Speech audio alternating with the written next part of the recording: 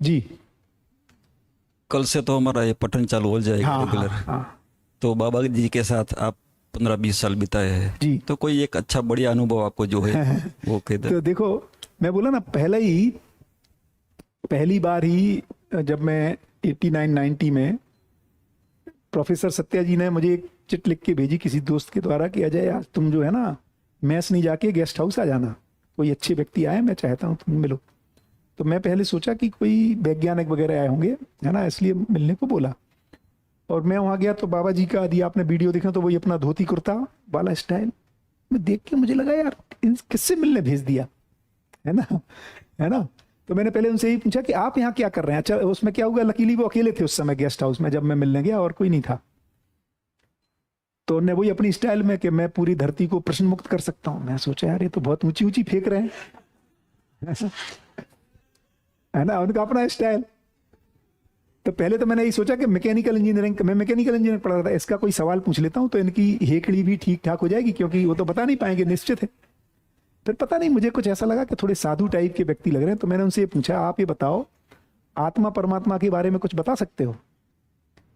तो वो बोलते हैं कि बेटा यदि आत्मा परमात्मा रूपी शब्द से इंगित वास्तविकता यदि अस्तित्व में है तो इस पे बात हो सकती है। अब ये गुगली हो गई ना एकदम। तो उनकी जो स्टाइल है, उनके बहुत सारी ऐसी चीजें हैं जो बिल्कुल वो इतना सिंपल तर्क रख रहे हैं ना कि कई बार आप सोचने में आपको लगेगा।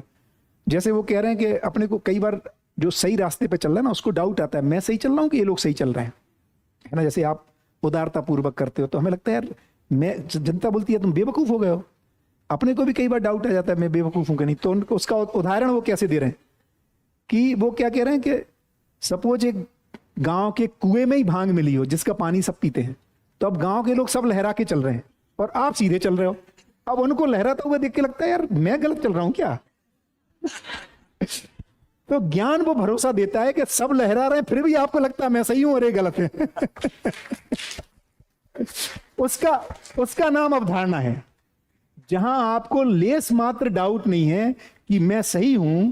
यही घटना तो गैलीलियो के साथ घट रही है, जहां उससे कहा जा रहा है कि बेटा विड्रॉ कर ले, है ना, नहीं तो तुझे मैं हाउस अरेस्ट कर दूंगा, ये कर दूंगा। फिर भी वो लग रहा है यार मुझे तो यही दिख रहा, मैं क्या करूं।